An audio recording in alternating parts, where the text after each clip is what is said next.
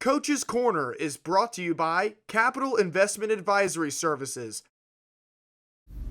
Hey there, really, our Dawgs fans. I'm Mitch Stewart, and this morning I'm joined by head coach Dan Bremner for another episode of Coach's Corner. Dan, thanks so much for joining me. Yeah, thanks for having me.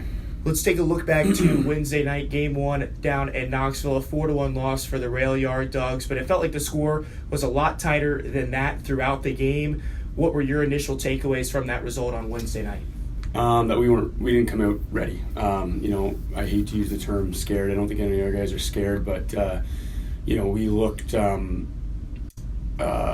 worried to make a mistake. We didn't want to make a mistake. We were playing. We talk about simple hockey, and we want to be a simple hockey team up the ice. Go to work in the offensive zone.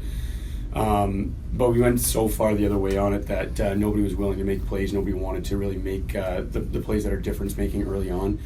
Talking about the score, yeah, it was close, but I mean, in the first 5-6 minutes, Sammy had a great start, and they had some grade A chances, and Sammy, held us in there and gave us the opportunity to really get into that game. I thought we got a little better as the game went, but it just was not even close to the way we've been playing the last 3-4 weeks, which obviously, when it comes down to a best 2 out of 3 is disappointing, but that's why it's a series. So you talked about kind of getting better as the game went on. I thought in that second period for you all had a pretty strong performance, and it felt like the ice started to tilt in your direction. The Ice Bears, with the top scoring offense in the league, didn't get a shot on goal for the first 12 minutes of that second period, and you all had a few chances either blocked away by Knoxville or turned away by the goaltender, Jimmy Parita. How would you assess that second period of play, and what can you kind of take from that middle 20 minutes of that game into Saturday night and Sunday? Yeah, I think, there's a few shifts there early in the second or late in the first, actually, that kind of turned the tides, and we started getting a little bit of ozone pressure. And I think our group's one of the best in the league. When we get the puck down low and we start going into an ozone rotation, we're really hard to handle. We had bodies going to the net. Give their goalie, Parita, a ton of credit. He made some big saves. Their players made some big saves. We had a couple opportunities with the puck in the crease with no goalie there.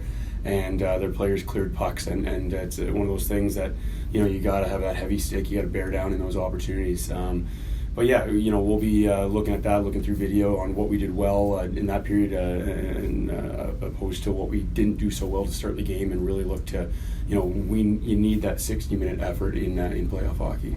It feels like defenseman Jared Roman had showed some flashes of his potential in his first few games with the Dogs back in March.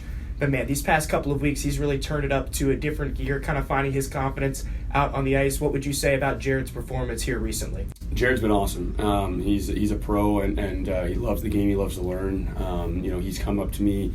We do enough video as is, but he's come up to me a few times outside of that to ask just kind of come in and watch a period and talk about what else he can be doing, because he feels like he always has more to add to the game, and you're seeing that every game as his confidence grows. It's all about his feet. For a big guy, he moves his feet really, really well.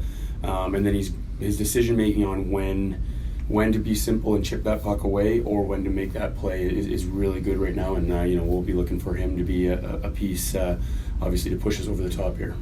One of the offensive catalysts for the Rail Yard Dogs all season long has been Mac Janson. Set a new single-season franchise record for both goals and for points, and he was rewarded yesterday with all SBHL second-team honors. What do you have to say about Mac's regular season throughout this past year? Mac's a dog. He is the Rail Yard Dog. He has been ever since he got here. He just works his butt off all the time. He had up and down through the season, but the big thing about him is just that he has that constant passion and drive to be a difference maker all the time. He puts a ton of weight on his own shoulders, and I appreciate that. And we try to let him lighten up a little bit here and there to know that it's not live or die on you. There's other aspects to it, but at the same time, I appreciate that drive that he has inside to always be contributing and always be the difference maker for us. Looking forward to Saturday night's game with Knoxville. You guys get them here at the Berglund Center at 7:05 p.m. It's do or die for you guys. You guys have to win that game to force a decisive Game 3. What's kind of the mood around the locker room, and what are you expecting from the Ice Bears on Saturday night? The mood's all right. I think everybody came out of that game knowing exactly where we were, knowing exactly what we did wrong, knowing exactly that we weren't mentally prepared to perform in a playoff game. We know the adjustments we need to make. we're pumped to have a Saturday night home game at Berglund Center. The last time we had playoff hockey here was 3 years ago. It was middle of the week. I think it was a Tuesday or Wednesday, and crowd was a little smaller, like 2,500, I think, but it was loud. I'm really excited to see what we can turn out for a Saturday night home game here, and we've been playing well at home, and I expect with a big crowd, a lot of noise, we'll be following that trend on Saturday.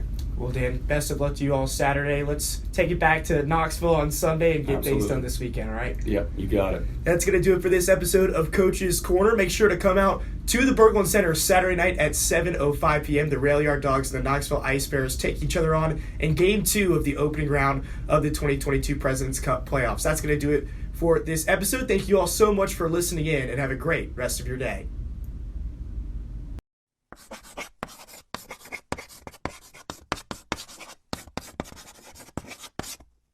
Coach's Corner is brought to you by Capital Investment Advisory Services,